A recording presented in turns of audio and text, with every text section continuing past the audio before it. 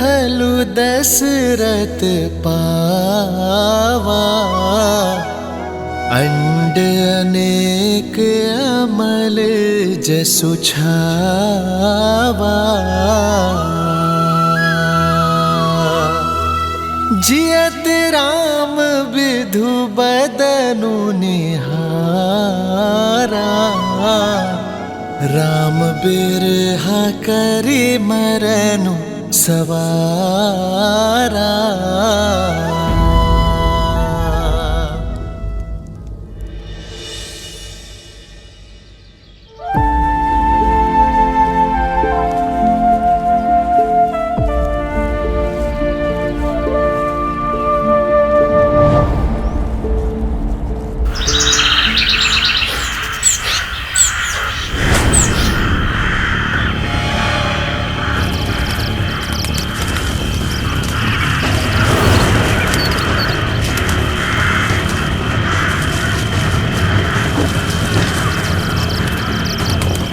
सावधान हो जाइए भैया, पंछियों का यह विचलित स्वर संकेत है कि अवश्य कोई अनिष्ट निकट है हमारे।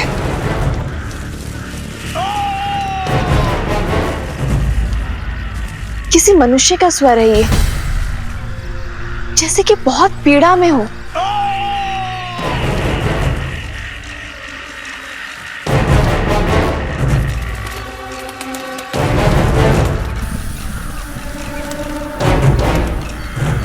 लक्ष्मण,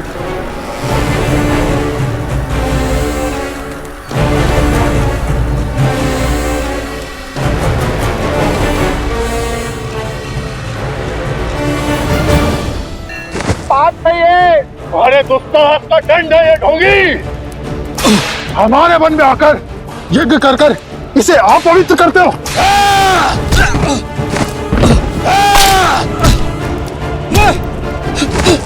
अब इस यज्ञ की अग्नि में जीवित जलोगे तुम।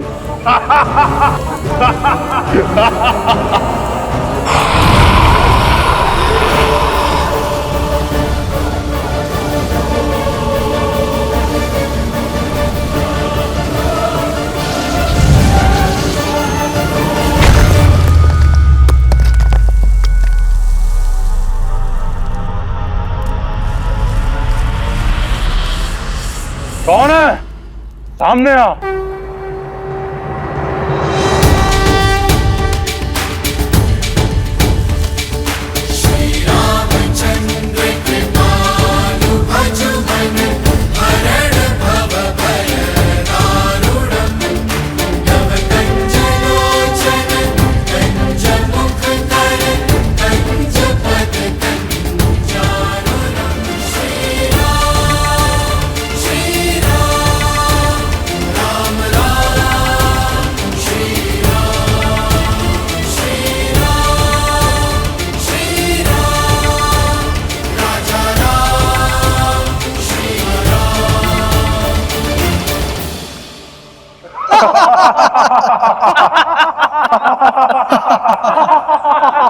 ओ, ये तो वनवासी बालक है। देखो, साथ में एक कोमल बालक और तरुणी भी है।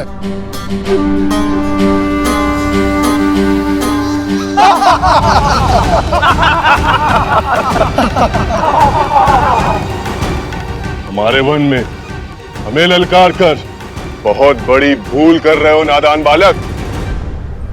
इन्हीं ऋषियों के साथ तुम्हारी भी आहुति देंगे। अभी एक क्षण में ज्ञात हो जाएगा कि कौन किसकी आहुति देता है।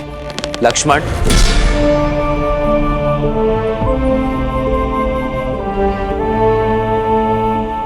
ये प्रहार केवल सावधान करने के लिए है, हिंसा या रक्तपात से कोई लाभ नहीं।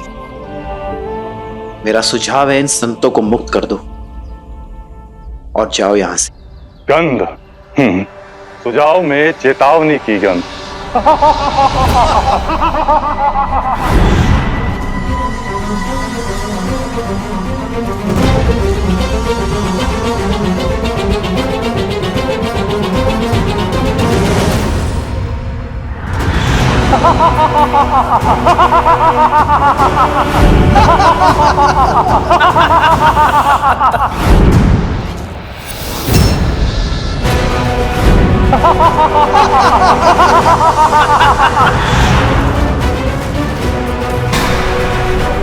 सीते,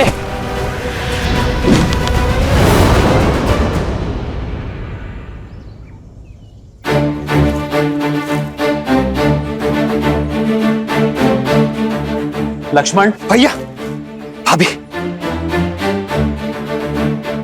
जाओ सीता। आइए भाभी।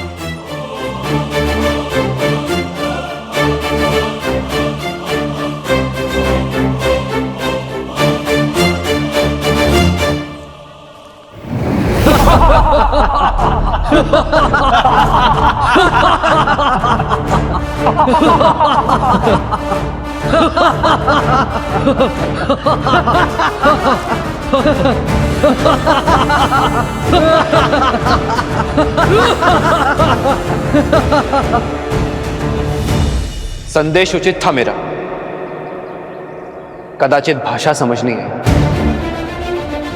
भाषा बदलनी होगी।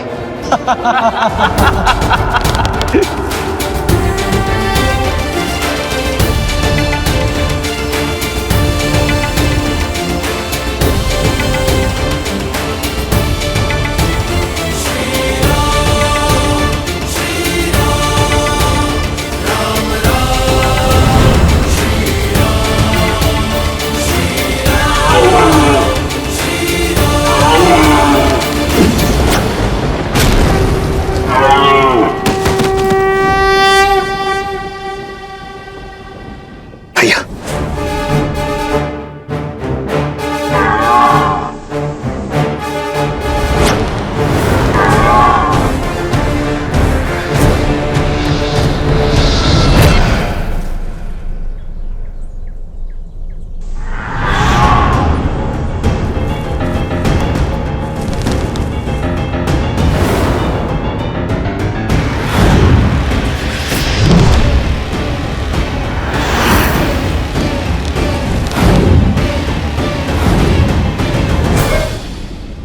भैया, ये राक्षस तो माया युद्ध में प्रशिक्षित है। यदि हम इन्हें देख ही नहीं पाएंगे तो इन पर बाण चलाएंगे कैसे? इन्हें देखकर बाण चलाना ही हमारी भूल है लक्ष्मण। केवल नेत्रों से नहीं, सभी इंद्रियों की सहायता लेनी होगी हमें। समझ गया भैया, शब्द भेदी बाण।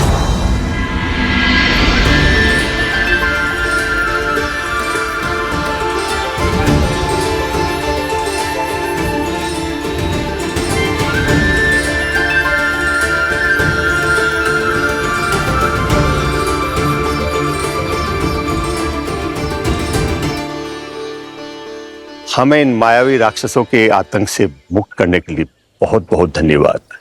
क्या हम हमारे तारणहार का परिचय जान सकते हैं? ऋषिवर, मैं अयोध्यापति दशरथ नंदन राम। राम, वही राम जिन्होंने ताड़का और अहिल्या का उद्धार किया, शिव धनुष भंग किया? जी हाँ ऋषिवर, वही दशरथ नंदन श्री राम। आज सारे तपों का फल मिल गया। यदि कोई आपत्ति ना हो, इस चित्रकूट वन में रुककर हम ऋषियों का भी उद्धार करें। हमें इन दुष्ट राक्षसों के प्रकोप से बचाए प्रभु। संतों की सेवा मेरी नियति है, आपत्ति नहीं। हम यही रुकेंगे ऋषिवर। क्या करना है जानते हो ना लक्ष्मण? जी भैया, भली भांति जानता हूं। वही जो हमने ताड़का और सुबाहु के साथ किया था। क्योंकि राक्षसों को भी विधाता ने उन्हीं पंच तत्वों से बनाया है जिनसे हम बने हैं। इसीलिए प्रत्येक जीव का अंतिम संस्कार रीति पूर्वक होना ही चाहिए, है ना भैया? शोक बिकल सब रोवहीं रानी, रूप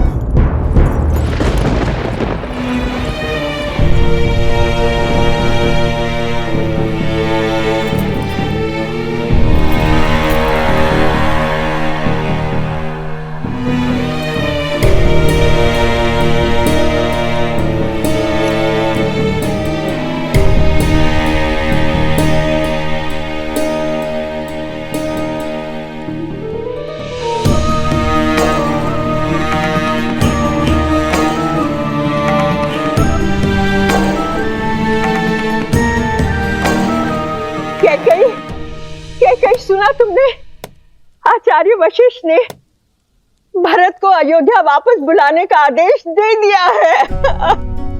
इसका अर्थ समझती हो? मेरा भरत लौट रहा है, अयोध्या का होने वाला राजा लौट रहा है।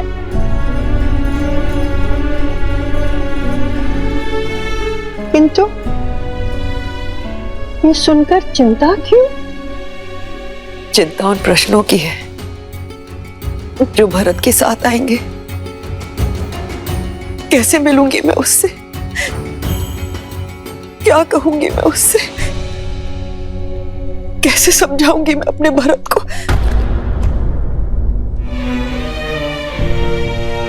मंत्रा, भावनाओं के ज्वार में आग, मैंने कहीं कुछ अनुचित तो नहीं किया ना? अनुचित नहीं मेरी पुत्री कैकेयी, तुमने जो कुछ किया अपने भरत के लिए किया, उसके अधिकारों के लिए किया। किंतु अचानक ये क्या हो गया? क्या तुम अपने पुत्र को अयोध्या का नरेश बनते नहीं देखना चाहती? प्रश्नों की चिंता करोगी तो भरत का भविष्य खो दोगी कैकेयी। क्या तुम नहीं चाहती कि भरत अयोध्या के राज सिंहासन पर बैठे? उत्तर दो कैकेयी, चाहती हो कि नहीं? उत्तर दो। चाहती हूँ, मैं भी यही चाहती हूँ। हर माता की तरह मैं भी अपने पुत्र के लिए सर्वश्रेष्ठ चाहती हूँ। तो फिर ये विलाप कैसा, असमंजस कैसा? तुमने बिल्कुल ठीक किया मेरी पुत्री, बिल्कुल ठीक किया। सुना नहीं तुमने महाराज ने अपने अंतिम समय में क्या कहा था कि उनकी मृत्यु किसी श्रवण के पिता के श्राप से हुई है। तुम उसका कारण नहीं हो कैकेयी, किंतु अभी बहुत बड़ी परीक्षा शेष है। भरत के लौटने पर अपनी भावनाओं में मत बहना कैकेयी, संयम रखना। तुम्हारा मार्गदर्शन न केवल भरत का बल्कि पूरी अयोध्या का मार्ग प्रशस्त करेगा। किंतु महाराज का दाह संस्कार? पुत्र के बिना कैसा दाह संस्कार? महाराज के शरीर को तेल और औषधियों से लेपा जा रहा है। इसका अर्थ समझती हो कि भरत ही आकर उनका दाह संस्कार करेगा। समझ रही हो ना कैकेयी? कहीं ना कहीं पूरी अयोध्या ने यह स्वीकार लिया है कि उनका प्रारब्ध अब भरत के हाथ में है। नाव भरी नृप तनु राखा, दूत बोलाई बहुरी अस भाषा।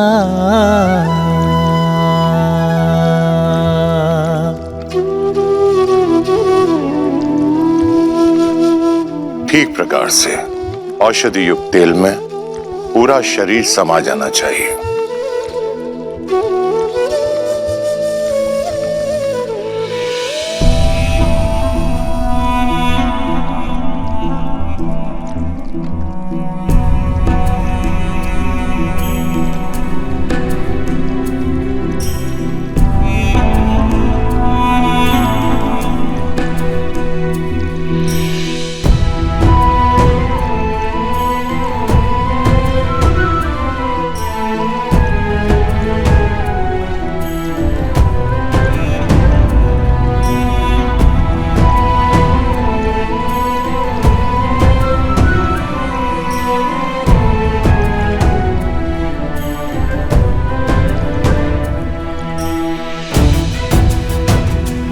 आपके दोनों वचन तो पूरे हो गए हैं ना?